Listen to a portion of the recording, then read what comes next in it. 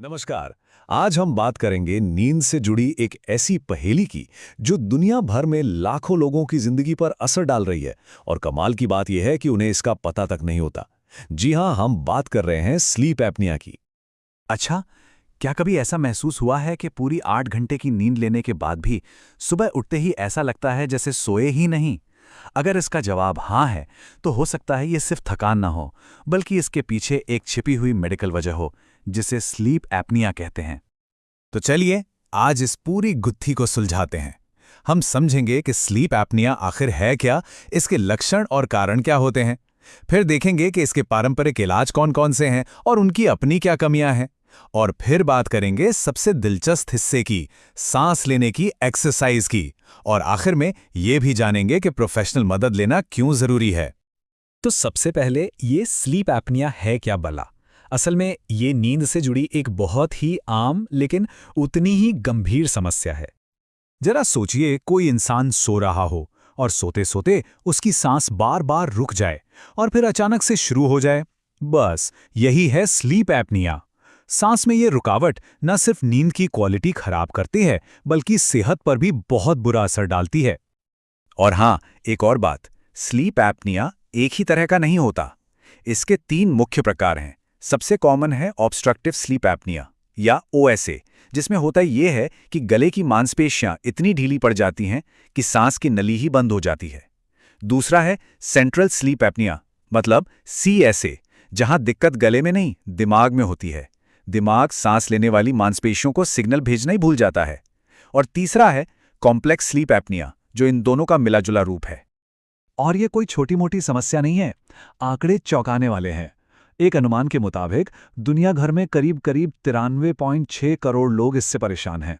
और सबसे बड़ी चिंता की बात तो ये है कि इनमें से ज्यादातर लोगों को ये पता ही नहीं है कि उन्हें ये प्रॉब्लम है। तो भाई, जब करोड़ों लोग अनजान हैं, तो सवाल ये उठता है कि इसकी पहचान कैसे की जाए। इसके कुछ साफ संकेत हैं, कुछ खतरे की घंटियां हैं, जिन्हें पहचानना बहुत जरूरी है। देखिए, सबसे बड़ा और पहला लक्षण है जोर जोर से खर्राटे लेना, खासकर ऐसे खर्राटे जिनके बीच में सांस अटकने या हांफने जैसी आवाजें आएं। इसके अलावा दिन में हर वक्त नींद आते रहना, सुबह उठने पर सिर में दर्द और मुंह का सूखना, किसी चीज पर ध्यान लगाने में मुश्किल होना या बेवजह चिड़चिड़ापन, ये सब इसके लक्षण हो सकते हैं। यहां तक कि रात में बार बार पेशाब के लिए उठना भी इसका एक संकेत हो सकता है। तो ये होता क्यों है? इसके पीछे कई कारण हो सकते हैं।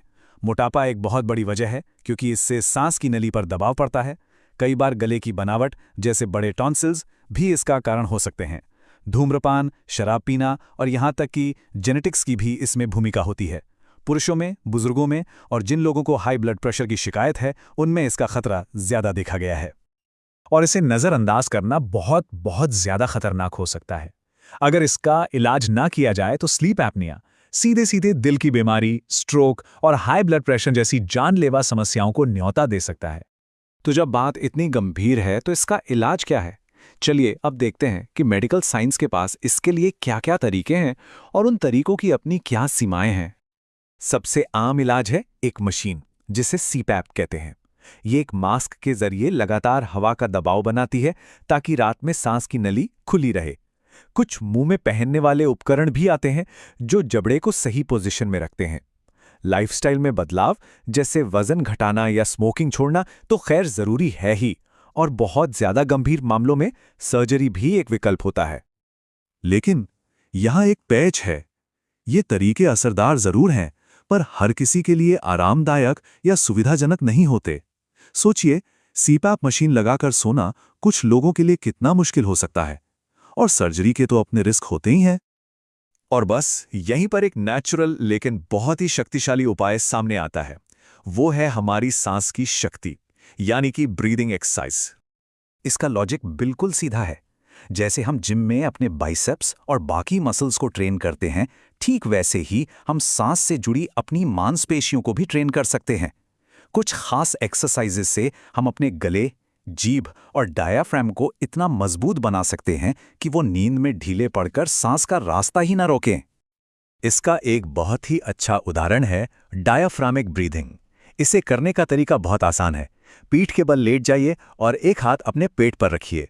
अब नाक से गहरी सांस लीजिए और ध्यान रहे कि सांस लेते हुए आपकी छाती नहीं बल्कि आपका पेट ऊपर की तरफ उठे और फिर मुंह से धीरे धीरे सांस छोड़ दीजिए। ये बहुत ही सरल कसरत है। और ये तो सिर्फ एक एक्सरसाइज है। इसके अलावा भी कई असरदार तकनीकें हैं, जैसे कि नाक से सांस लेना। इससे सांस की नली स्थिर रहती है। जीभ और गले को मजबूत करने वाले व्यायाम हैं जो नली को बंद होने से रोकते हैं। कुछ ओरोफेरेंजियल एक्सरसाइज तो रिसर्च में भी असरदार साबित हुई हैं। अब सवाल ये उठता है कि क्या ये व्यायाम कोई भी घर पर कर सकता है? जवाब है हाँ, कर तो सकता है, लेकिन असली फायदा हमेशा एक एक्सपर्ट के मार्गदर्शन में ही मिलता है। चलिए समझते हैं क्यों। देखिए, एक अच्छा फिजियोथेरेपिस्ट सबसे पहले आपके पोस्चर और सांस लेने के पैटर्न को जांचता है। फिर वो आपकी ज़रूरतों के हिसाब से एक पर्सनलाइज्ड एक्सरसाइज प्लान बनाता है। और सबसे ज़रूरी बात, वो आपको सही तकनीक सिखाता है ताकि कोई नुकसान ना हो, और वो आपकी प्रोग्रेस को मॉनिटर भी करता है। तो बात साफ है, किसी एक्सपर्ट की देखरेख में एक्सरसाइज करने से न सिर्फ बेहतर नतीजे मिलते हैं, बल्कि ये सीपैप जैसी मशीनों पर आपकी निर्भरता को भी कम कर सकता है। तो कुल मिलाकर फायदे क्या हैं? सांस में रुकावट कम होती है, नींद की क्वालिटी बेहतर होती है, खर्राटे कम हो जाते हैं और दिन भर आप ज्यादा एनर्जेटिक महसूस करते हैं। और सबसे अच्छी बात, ये एक ऐसा तरीका है जिसमें न कोई मशीन चाहिए न कोई सर्जरी। तो अंत में एक सवाल, क्या कुछ सरल और सही तरीके से ली गई सांसें एक बेहतर नींद और एक स्वस्थ जीवन का ताला खोलने वाली चाबी हो सकती हैं? इस पर सोचिएगा जरूर।